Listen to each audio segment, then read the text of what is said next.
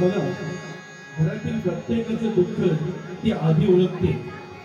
सर्वांच्या दुःखात ती आधी आपलीशी होते, पण सुखात मात्र ती मागे राहते. कारण कारण ती शेवटी आई असते. ती आई काय म्हणते बघा, ती माझी आई रडते पदराला धरून,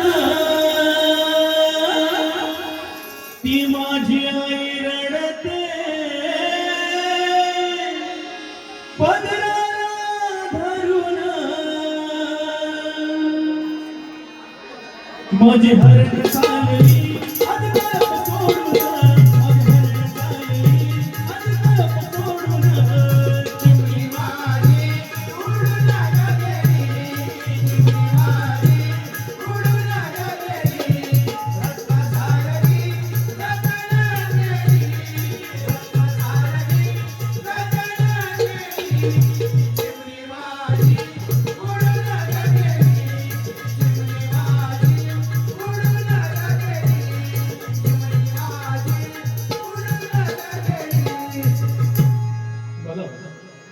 बाप बाप कधीच रडत नाही. बाप आपले सर्व कर्तव्य पार पडतो. म्हणजे आपण लहान असल्यापासून ते मोठे होईपर्यंत, म्हणजे आपलं सगळं शिक्षण, नोकरी वगैरे सगळं व्यवस्थितरित्या बाप पूर्ण करत असतो. आणि लग्नात म्हणजे मुलगी वयात आली की तिचं लग्न लागून सुद्धा अगदी धूमधडाक्यात लग्न लावून तिला माहेरी पाठवत असतो. पण बाप कधी रडतो पहा, तो माझा बाबा रडतो मंडप धरून, तो माझा बाप रडतो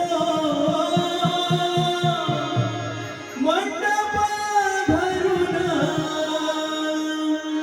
माझं हृदय म्हणलं काही न मला चाललं सोडून, हृदय म्हणलं काही न मला चाललं सोडून, चिमणी माझी उडून गेली, चिमणी माझी उडून गेली, रत्न सारखी रतन गेली, रत्न सारखी रतन गेली, चिमणी माझी उडून गेली, चिमणी माझी उडून गेली, चिमणी माझी उडून गेली.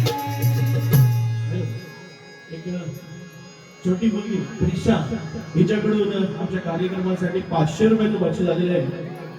धन्यवाद धन्यवाद धन्यवाद. पहा, भाऊ बहिणीचं देखील नातं तसंच असतं. भाऊ बहीण किती जरी भांडले